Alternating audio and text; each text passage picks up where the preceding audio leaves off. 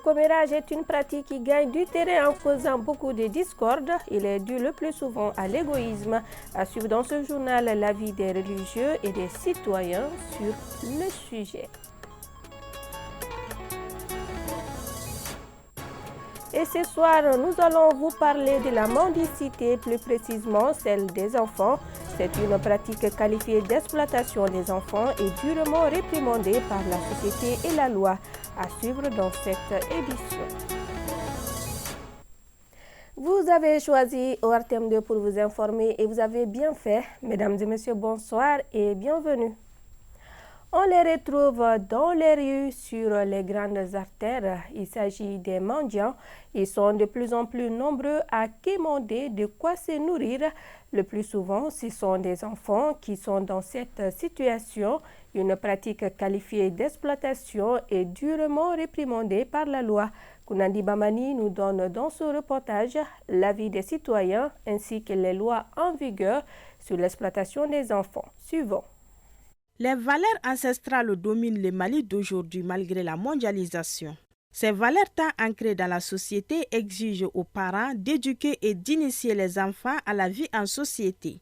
Un fait qui a pris d'autres tournures jugées néfastes. Dans notre culture malienne, faire travailler les enfants n'est pas nécessairement vu sous un angle négatif, mais sociologiquement parlant et surtout quand certains facteurs entrent en ligne de compte, ça devient compromettant parce que ça ne permet plus à l'enfant de jouir de tous ses droits. Quand l'enfant est pris dans l'engrenage de la maltraitance ou de l'exploitation ou du travail des enfants, il ne peut pas exercer les activités normales qui lui permettent de se développer sainement pour après s'introduire comme il faut dans le circuit. Si certains enfants sont exploités à la complicité de leurs parents ou par les parents eux-mêmes, il y a d'autres qui font ces pratiques à l'insu des tuteurs.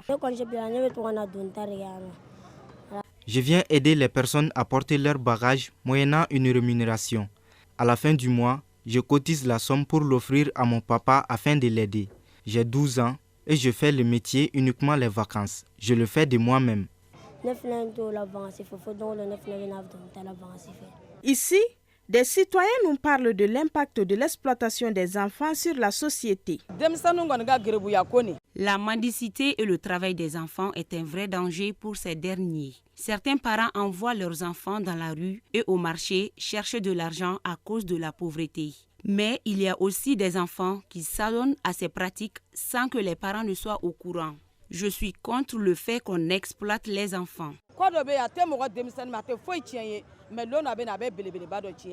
Et si les enfants ne sont pas partis à l'école, ils ont passé toute leur enfance dans la mendicité, dans des travaux qui ne sont pas les siens. Vraiment, je pense que ça serait une perte pour le pays dans l'avenir. Il faut vraiment chercher une solution. L'État malien, sachant bien tout le mal qu'occasionne l'exploitation des enfants, a pris des dispositions. La loi malienne ne s'est pas statuée spécifiquement sur la question, mais le Mali a ratifié des conventions internationales et régionales. La mendicité est interdite selon la loi malienne, et notamment dans le code pénal. Le travail des enfants, aucun enfant ne doit être employé avant l'âge de 14 ans. Aussi, il y a le décret de 1996 portant modalité d'application du Code du travail qui énumère les conditions dans lesquelles les enfants peuvent être employés. Malgré les textes, ces fléaux ne cessent de s'amplifier. Les experts dans le domaine craignent le pire pour les enfants et demandent la vulgarisation et l'application des textes. Autre titre de cette édition, le commérage est une information que l'on raconte sur les gens dans la société, que cela soit dans les grains en famille ou même sur les réseaux sociaux. Cette pratique est devenue monnaie courante. Le plus souvent, ces informations ne sont même pas fondées. Il est source de plusieurs mésententes dans la société. Aïssata Abba s'est intéressée au sujet pour ORTM2. Je parie que son mari est hystérique. Je parie. Il est impuissant. C'est fini devant. Dégagez de chez moi. Ok, merci. Des mounafis comme ça. Ils sont dans les administrations, dans des entreprises ou encore dans la société, s'infiltrant entre les gens pour s'aimer la discorde et la haine. Ces commères se passent pour des amis ou complices de tous. Ils sont animés d'une jalousie profonde avec comme objectif de diviser. L'égoïsme pousse également les gens à faire du commérage. Parce que quand j'ai une certaine renommée, que l'un ou l'autre n'a pas, cela peut le pousser à aller dire des choses derrière moi qui ne sont pas avec mon comportement. Et les gens vont me prendre avec ça. Au lieu de venir me demander, non, tout le monde va me regarder en mettant en tête ce qu'on a dit sur moi. Alors qu'en réalité, c'est tout à fait le contraire. Le commérage, c'est quelque chose qui n'est vraiment pas bien. Ça met toujours les gens en conflit. Les commères n'hésitent pas à mentir juste pour se faire entendre. Avec les commères, il n'y a pas de paix possible dans la société. Écoutés par tous, mais détestés par bon nombre de personnes dans la société, les commères discutent de la vie des autres. Ces comportements jugés inhumains et condamnés par les religions musulmanes et chrétiennes.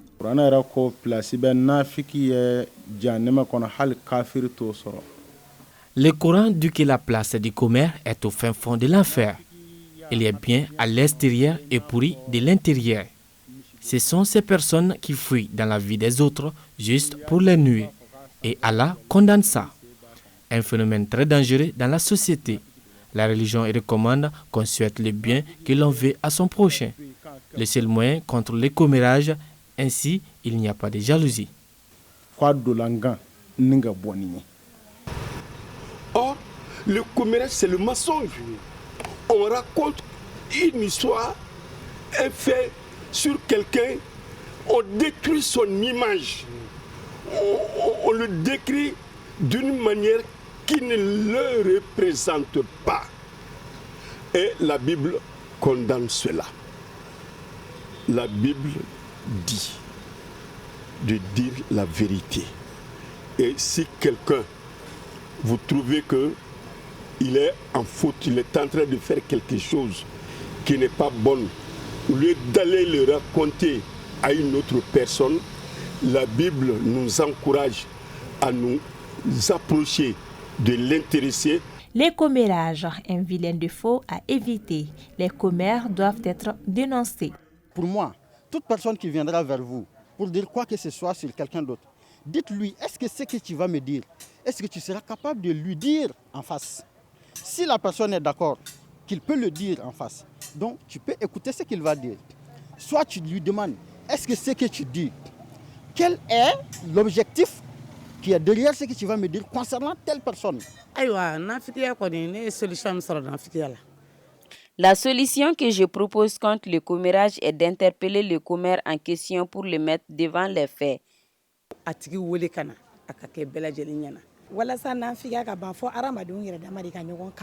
Il faut d'abord que les gens s'acceptent, s'aiment pour ne laisser aucune place au commère. Il faut que l'amour prône. Inquiétant, le phénomène gagne du terrain. Il existe même une solidarité entre ces personnes de la même espèce. Il est de les démasquer et mettre fin à leurs pratiques nuisibles. Remise d'attestation aux filles et femmes qui ont pris part à une formation de 6 et 12 mois dans différents petits métiers. C'est une initiative du centre de formation Tata Traoré de Sébenikoro. Il s'agissait de donner la chance aux femmes et filles non scolarisées d'être indépendantes. Aïssata Dit Koumakani. Elles sont 60 femmes et filles non scolarisées à se perfectionner dans la couture, le tatouage, le maquillage, pour ne citer que ceci.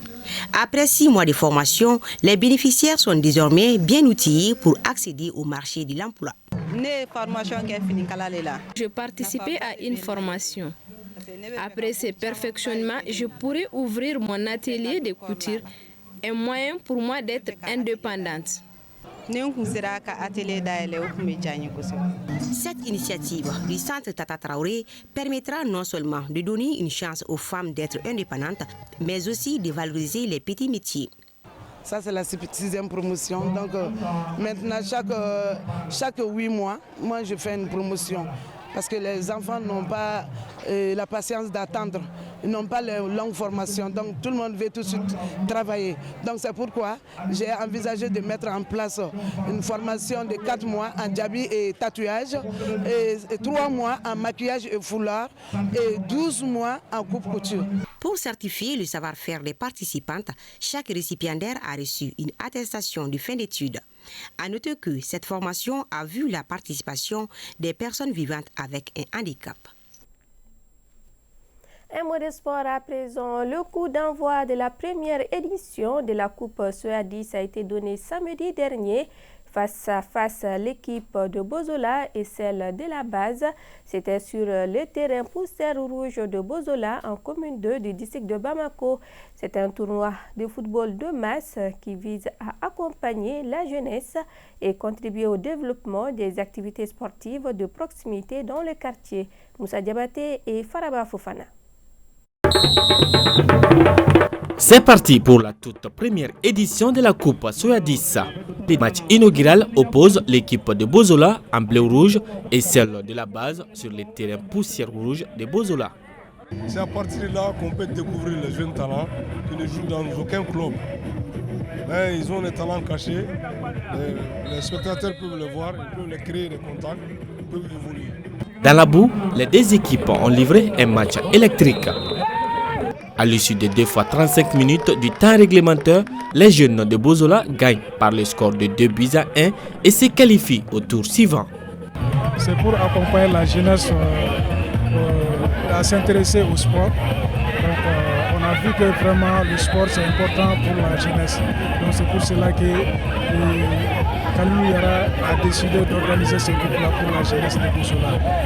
Ce tournoi débuté le 13 juillet prendra fin le 17 août 2024 avec la grande finale au bonheur de la jeunesse de la commune 2.